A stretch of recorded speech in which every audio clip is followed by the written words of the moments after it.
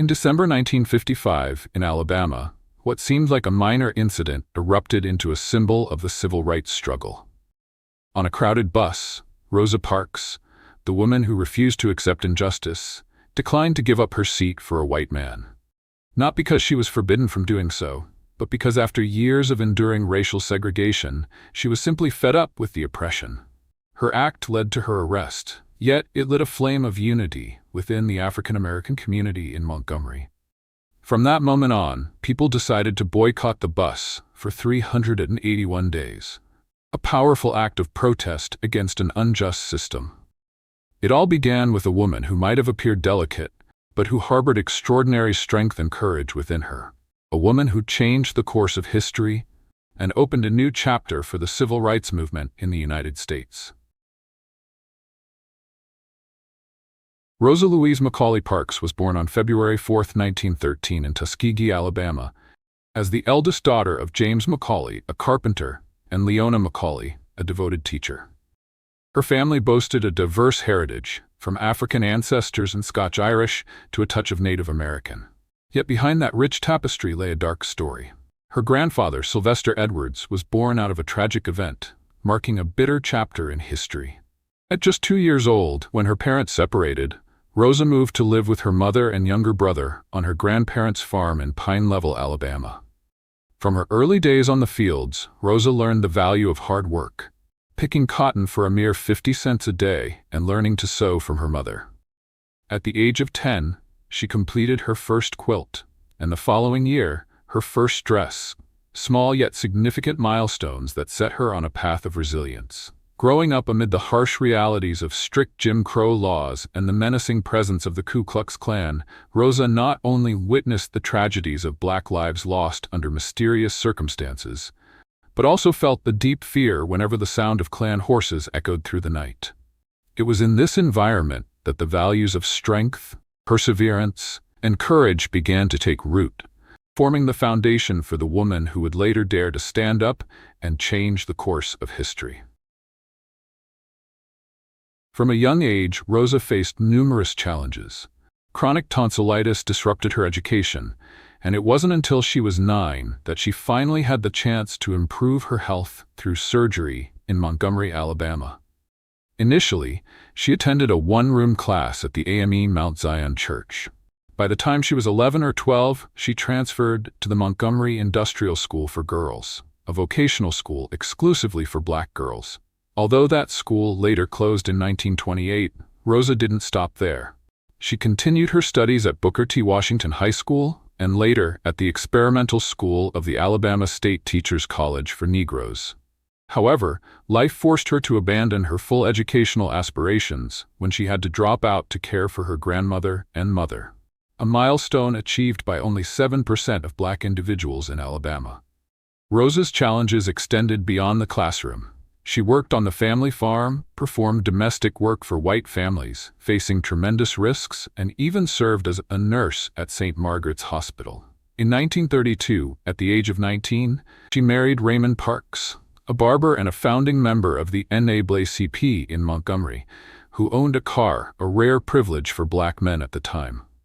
Raymond always encouraged her to complete her high school education, and together they engaged in civil rights activism, including involvement in the deeply unjust Scottsboro Boys case.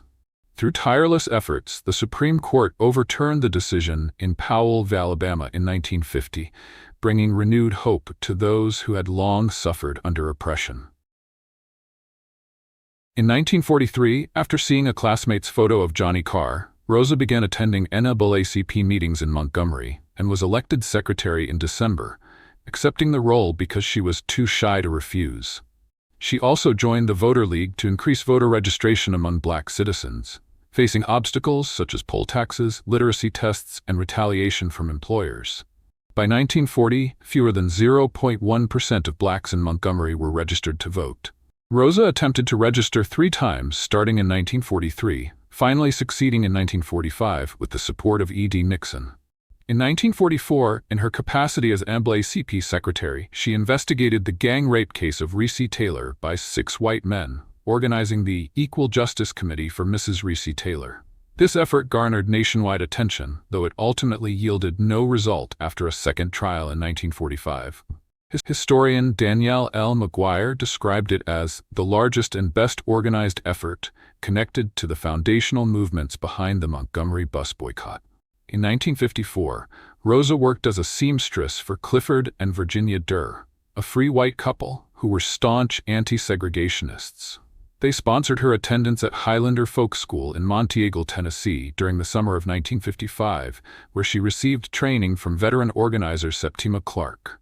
This experience marked the first time she witnessed people of all races and backgrounds interacting harmoniously. In 1950s Alabama, where Jim Crow laws dictated every aspect of life, African Americans were forced to sit at the back of the bus. If the section reserved for whites was full, they were not even allowed to offer their seats. In fact, the rules even required black passengers to pay their fare at the front before entering from the back, while buses only stopped at intersections in white neighborhoods. Rosa Parks, a seamstress and an active member of the NAACP, had been involved in civil rights activities from an early age. After attending an integration workshop at the Highlander Folk School in Montgomery, Tennessee, during the summer of 1955, she prepared herself for one of the most significant steps of her life. On December 1, 1955, after a day of work at the Montgomery Fair department store, Rosa boarded the Cleveland Avenue bus. She sat in the section designated for people of color at the back. As the bus filled up, driver James Blake asked the black passengers to relinquish their seats for a white passenger. 3 other passengers complied, but Rosa stood her ground, saying, "I don't think I have to get up." She was arrested and fined $10, as recorded in her biography by Douglas Brinkley. In a 1956 radio interview quoted in Democracy Now!, Rosa Parks 1913-2005, Rosa Parks shared, "The driver said that if I refused to get up, he would have to call the police, and I said, 'Then call the police,' and he did." When asked if she was scared, she replied, "No, I wasn't scared at all. I had decided that I would find out once and for all what rights I had as a human being and a citizen, even in Montgomery, Alabama." News of Rosa Parks's arrest spread rapidly throughout the African American community.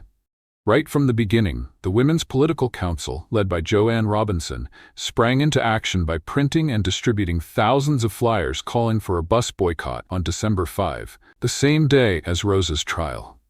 That very evening, at Holt Street Baptist Church, the Montgomery Improvement Association, MIA, was established under the leadership of Martin Luther King Jr., with a firm decision to sustain the boycott until their demands were met. That drivers behave courteously, seating arrangements be respected, and even that black bus drivers be hired. The boycott lasted for 381 days, starting on December 5, 1955.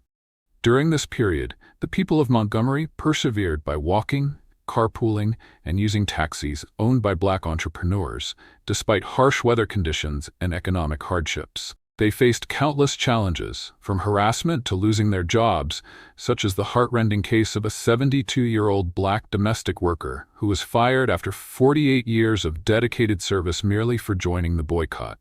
On December 20, 1956, following a landmark Supreme Court ruling on November 13, 1956, which declared bus segregation unconstitutional, the boycott achieved a resounding victory. This triumph not only ended segregation on Montgomery's buses, but also served as an inspiration for civil rights movements across the South. Despite losing her job at the department store, Rosa Parks continued her work as a seamstress and remained steadfast in supporting the boycott. She became a living symbol of resistance, courage, and the strength of unity. As she once said, "In the Montgomery Bus Boycott, we stood together and remained united for 381 days. That has never been repeated." The Montgomery Bus Boycott has become a model for human rights around the world. This event not only transformed the bus system, but also elevated Martin Luther King Jr.'s stature as a civil rights leader, laying the groundwork for future nonviolent movements.